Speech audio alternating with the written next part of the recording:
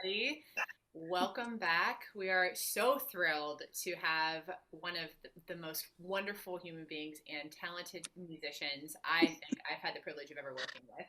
Um, LaRhonda Steele is with us today, and she is such a fantastic vocalist. I feel like every time I hear her sing, I'm hearing something straight from her soul.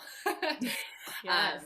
Ashley and I went to a performance together of LaRhonda's, and she did a whole Nina Simone tribute, and it was just mind blowing and so powerful. Anyway, I love LaRhonda. She is so inspiring, and I'm just so thrilled to get to have her on our podcast today.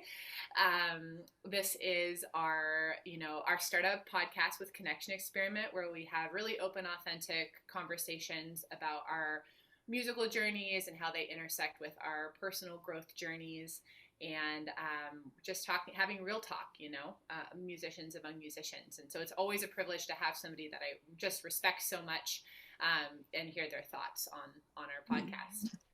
So I'll go ahead and get started by saying a little something about LaRhonda. LaRhonda Steele is a blues and gospel singer and songwriter, and she's recognized as one of the region's best rhythm and blues vocalists. She's been dubbed the First Lady of Portland Blues, a title of leadership that she lives up to as she shares songs that carry forth directly from her soul and spiritual life force. She currently fronts the LaRhonda Steele Band, is a music director of the nonprofit Portland Interfaith Gospel Choir. She's the music director of Portland Center for Spiritual Living. And she recently got two awards that I think are so epic. She's received the 2021 recipient of Oregon Folklife Network's Traditional Arts Apprenticeship Program Award, and she's a 2020 inductee into the Oregon Music Hall of Fame. Woo! Yay! Welcome, LaRhonda. So Hi. I just wanna hear your musical journey. Anything about your past, or just what's kind of brought you here today? Just whatever you want to share with us. Oh, well, oh boy, there's so much, especially when I hear other people read my bio. I'm like, oh yeah, that happened too. That happened too. But I grew up in a musical family, a singing family, and just pretty much taught myself how to sing at an early age. About 11 or so is when I remember going to my mom, and who has this beautiful, luscious tenor voice, going to her and singing this song that I learned on off of the radio. And she kind of said, "Yeah, that's nice, honey." And so it began. No, I attended church as a young person and sang a lot in church, and actually was pushed to sing my first solo. I was about 13 years old, and pretty much experiencing the impact uh, that singing for a church and for a group of people who are so supportive and kind, and who I spent most of my time with, other than being at school. We were at school or at church, a little bit at home. So singing for them and feeling the way the music made me feel, and seeing the reaction from my friends and family, just started me on this. I knew that's what I wanted to do for the rest of my life. And as I grew older, I can particularly remember a time in college where I had moved away from home, and I was in college, and I was kind of by myself, and pretty lonely. And I remember listening to Luther Vandross and being able to cry to Luther, or cry to songs like "I Can't Make You Love Me," when it first came out. And I remember how healing that was for me to have that music that actually gave me comfort. And I just knew that that's what I would like to be able to do for others. I would like for to help someone feel happy, help someone maybe get through a rough time, help somebody cry, all of those things. And so that's been my journey. Yeah. I don't really want to bore you with a whole bunch of facts about, what I've done. You can go to my website for that. But that, speaking from my heart and authentically, that's really what this journey has been about, to be that voice that brings comfort, to be that voice that brings joy, be that voice that reminds you that, honey, you sexy, even if even if you don't feel like it, just all those things. That's Oh, awesome. you absolutely do that. And I think that part of the reason why I find you so inspiring is because you really do, you bring so much healing through your music Mhm. and through your teaching. I've had the privilege of taking some vocal lessons with LaRhonda And you are excellent, an excellent student. thank you. Thank you. Well, I think just it's so inspiring to be around you, and Oh. because you draw out the best in others. It's another really strong quality that I really Mm. admire about you. And Mhm. it's not just about like what you've done; it's what you do with music for others that I think is so Mhm. powerful and something that really stands out about you.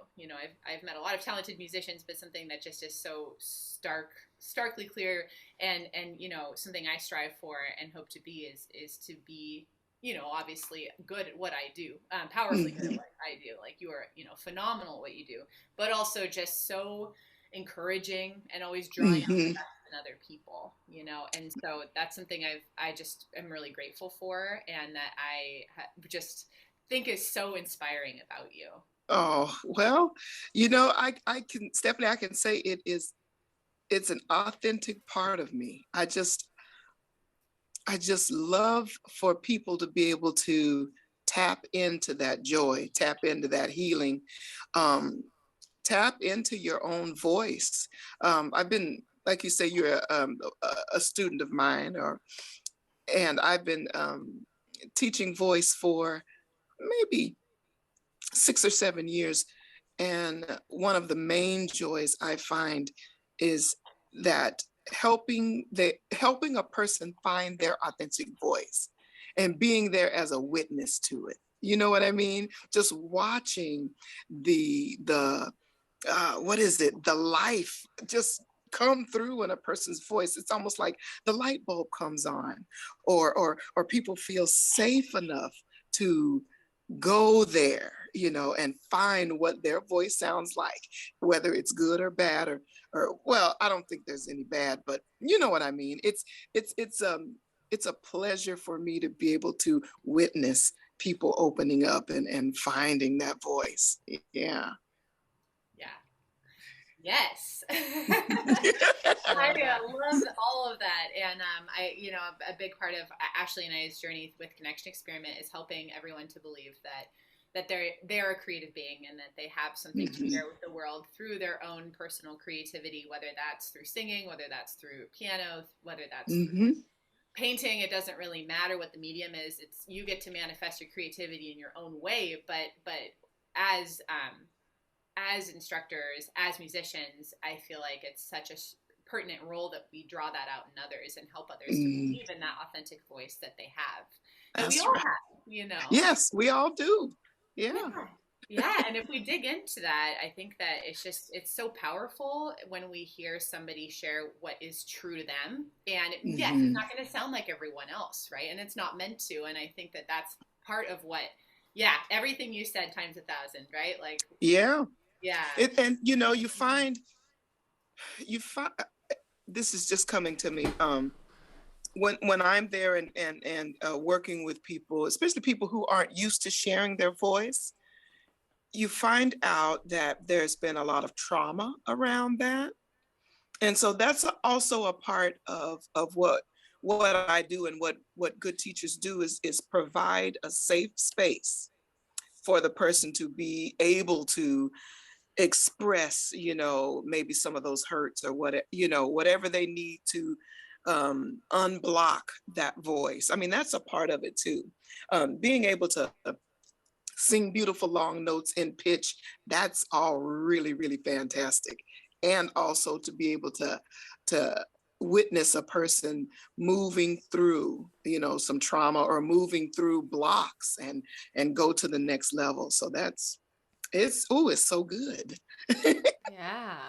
I'm really curious what it's like for you to help someone move through that from a vocal standpoint, just because my experience has always been with piano, which is, it's an Mhm. instrument that's removed from our actual sense of self. And we hope Mhm. to learn it to the point that it is an extension of us, but it's not a literal part of us. Whereas when people are singing, it's so personal. It's your voice. Like, I mean, it's a Mhm. part of you. Do you find that comes up a lot in helping work through people's trauma with them, just that idea that it's like, really who they are?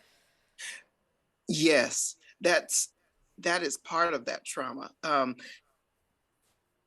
And I think the trauma comes from maybe someone saying, uh, please don't sing, you don't sound good. And then that person taking that as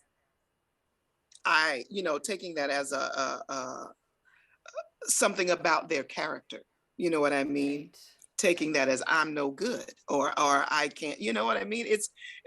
Sure. There's several things that come up for me, that has come up in lessons. And what another thing that is really surprising that's come up is that we as women aren't, some of us aren't listened to, or we've always been told to kind of be quiet and to not say much, and Sure. part of singing and part of singing gospel, because I teach that community choir that teaches people Black gospel music. Part of that is singing loud, being louder than you normally do when you speak, and to watch the work that comes through that, the person working through those issues of actually making themselves be heard and seen. Yeah, it's a big deal. Yeah, it's a I big deal. bet. Making themselves be heard and seen. And I say, I really can't hear you. I can't help you if I can't hear you. So I love that. let's just work with you singing a little bit louder than you used to singing, and we build on that and we grow. Yeah. That is fantastic. I love that. You're literally teaching people to express their voice that comes from within them. That's very powerful. That's it. Yeah. Yeah. I know. Oh man, I kind of felt emotional when you were saying that, just because it's powerful imagery, and you embody that so beautifully. Hmm. But yeah. I am grateful for the opportunity to be that, you know what I mean? Because I I understand, like you said, some other artists and can, oh, I want to make sure I say this right. It's so easy as an artist to just pay attention to yourself. You know what I mean? To just be, my thing is my thing. And I've been in some situations like that where I do understand um, that you are responsible for um, um, your own self. How about that? And and helping someone else might not be, what you do well, or you're not able to vocally express to the, you know what I mean? The teaching part has so many components. You have to be open, but yet you speak a language that meets people where they are. And I mean, sometimes I think maybe I should pay more attention to my own career, maybe. And then I'm like, but I love so much to share, to Yeah. share with others, and to watch people grow, and to watch them reveal themselves. You know what I mean, in a positive way. So I get it, but I just personally like to help people along if I can. That's great. Yeah. I have one other question for you. If Mhm. so, for the listeners out there who aren't lucky enough to have lessons with you at this exact moment, what is a piece of advice or two that you would give them about maybe helping shed some of that 20-pound baggage that we all bring along with us to the process of trying to express ourselves and trying to find that voice? Do you have anything that you can Little nuggets of wisdom. Nuggets of wisdom. Ooh, wisdom. I mean, this whole everything you've said has Yeah. been a nugget of wisdom, but more But specific advice. I understand. I understand. What I would invite us all to do is to, and I'm not saying, what I'm saying is look at what may have caused you to